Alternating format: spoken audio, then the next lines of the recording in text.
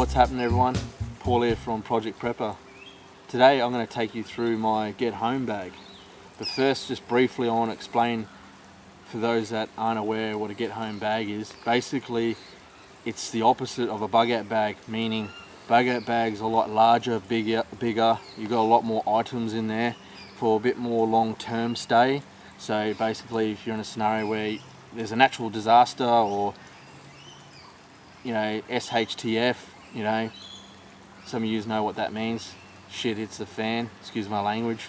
But basically, with that bug out bag, you just grab it and go to a location that you've selected, and then bug out in the bush or somewhere, in an urban environment until it's safe to come back home, or until it's safe to go back home. In this scenario, with a get home bag, is what it suggests. It's enough gear to get you home. So a lot of people out there on YouTube made a lot of great videos on their own interpretation of a get home bag, and I really think a lot of people out there are quite creative. And again, it's all to do with interpretation and personal needs. So the get home bag is designed to be more compact, lightweight, so you can get home a lot faster, quicker. Get home bags are basically up to a 72-hour kit. Some people have made provisions to be able to go longer than that, which is fair call. But mine's set up probably for a 48, possibly 72-hour. The bag I've chosen is a PakSafe anti-theft bag. I went with a PakSafe because of that reason, the anti-theft setup it has, which it has like an exo mesh inside, and also wiring on the straps. On the straps along here has wiring, so it's sort of slash resistant. I wouldn't say slash proof because you can cut through anything if you want to, but it's more slash resistant.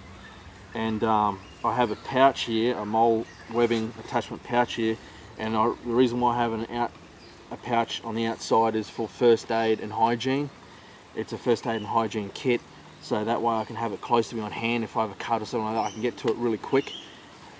I know this bag is quite packed, and it's quite, it's really packed, but I want it to be as compact as possible, basically. I mean, I've tested its dexterity. I mean, it's holding up with the zips and all that sort of thing, but I really like this little pack, and it's probably weighs all up maybe 6 kilo. That's guessing, about 6 kilo, maybe 7. So basically, I'm going to take you through what's in the contents of the bag. I'm going to start up with the outer zipper here, the top pocket. Okay, here I have 2 citronella candles. It's more for morale boosting and also helps with the repel insects. Here, Mylar emergency blanket. Obviously it's multi-uses, you can have it for multiple uses, I won't get into that. Bandana, again, multiple uses. I try and pack things that are realistic, to general realism about it. Some Kleenex tissues, good for toilet paper, good for minor cuts and blowing your nose, obviously. Pair of safety glasses. I have in here, let's pull it out, some cordage, some twine, for obvious reasons.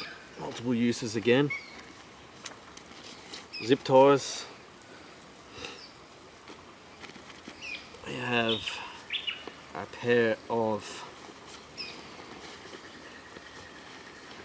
leather gloves in case you're in an urban environment. You need to make a forced entry maybe or something like that, protect you, but multiple uses obviously. Okay, here I've got a snap light here for emergencies or what have you.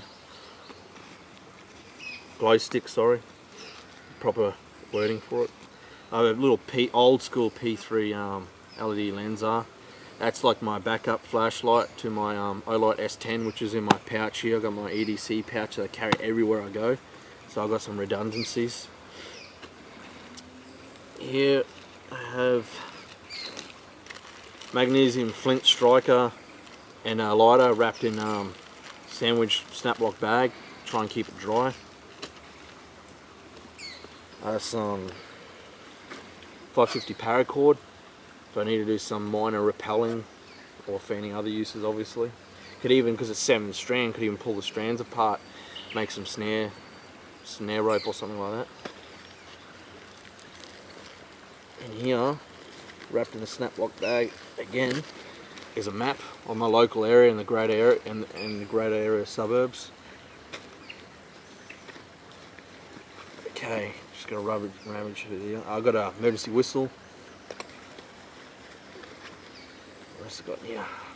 Button compass. Better than no compass. And that's the top pocket. Now I go through the main zipper here, sorry.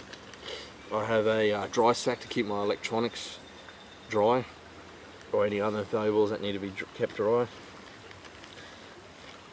In here, a little hat, you know, in the sun, you know, protect yourself from the sun, get burnt. In here, I got wrapped up. I taped it up as much as possible to give myself more room in the bag. I have a moisture wicking underlayer long sleeve shirt.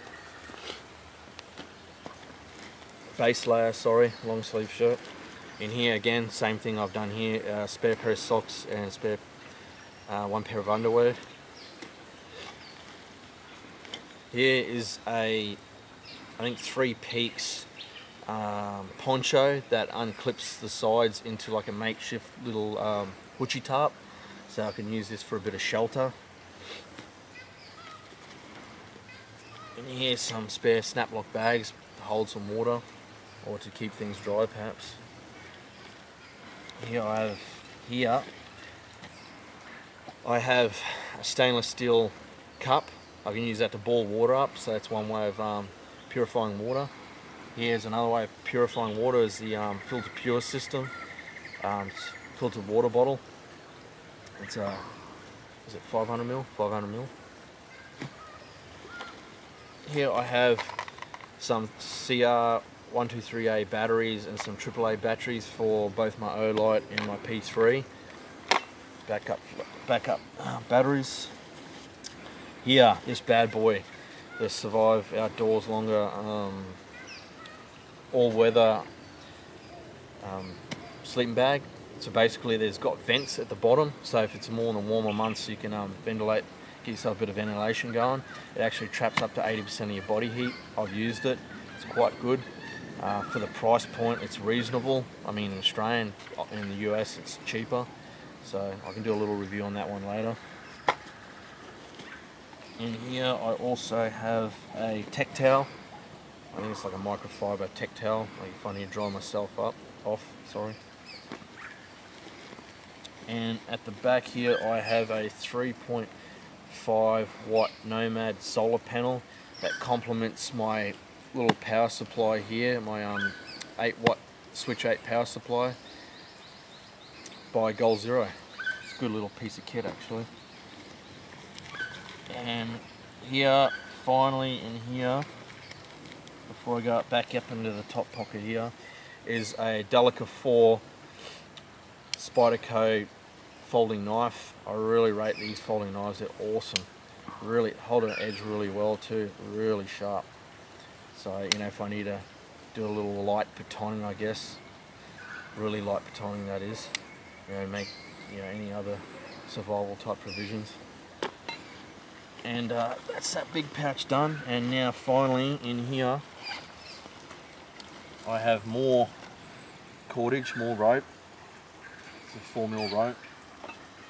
I have got some food provisions. 5 high calorie, high protein, high carbohydrate protein bars by Musashi. Here I have plastic bag liner, some electrical tape, PVC electrical tape. What else do I got here?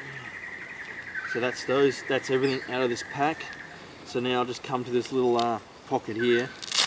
Usually you use this for a cell phone or mobile phone in Australia, you'd say it.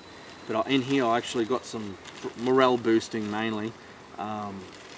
Barley sugar, actually it's good for glycogen keep your glycogen levels up and insulin, stuff like that, so you get more energy. So, and also mainly morale boosting, as I said. And now coming to here, that's that pack. That's everything in that pack. So I actually got quite a bit of gear in this pack. I notice I have to be like a jigsaw puzzle, but I manage everything just quite nicely. So now I'm coming to here, which is the hygiene first aid kit. I won't go too in depth, but I'll just be brief with it. I've got like some rubber bands in here and some earplugs in here. I don't want to pull them out, but you just know what rubber bands and earplugs are. I've got a little lanyard here if I need to hang stuff off my persons, like, you know, wet socks or something like that to dry them as I'm walking. And here I have some zinc sunscreen, a carabiner that can actually repel off a pencil, more tissues, and a chapstick, Blistex chapstick.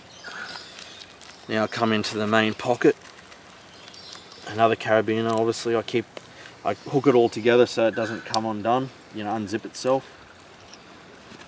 So in here I have a little soap bar, some hand sanitizer, a third way of purifying water, betadine, you know, but I think it's 2 drops for every 500 ml, or also for cuts, and, you know, minor things, minor burns and stuff like that. Some Paw cream, Lucas's Paw cream. It's a local Aussie cream ointment that's good for cuts, minor open wounds, insect bites, splinters, and nappy rash. But yeah, don't know if you guys can get it overseas, but it's a good local product in Australia. Here I've got some paracetamol, and inside I've got some water purification tablets, but they're not mixed up, they're, you know, separate obviously. I've got some, you know, wound dressings, stuff like that. I have like a surgical mask, you know, if there's dusty environment, stuff like that. I have also some electrolytes, band-aids, all the usual stuff you'd have in a first aid kit, and some floss and some toothpicks. So, you know, probably again for morale boosting, and also you can use this for snare line as well, you know, multiple uses again. But yeah, that's pretty much what entails in my kit. I actually am very surprised at what I can put in this kit. I'm very happy with it. So yeah, that's everything there, guys. So if you guys have any suggestions or any comments, please feel free to send them. And hope you guys enjoyed the video. Please stay tuned for our future videos. Please subscribe. Thanks for watching.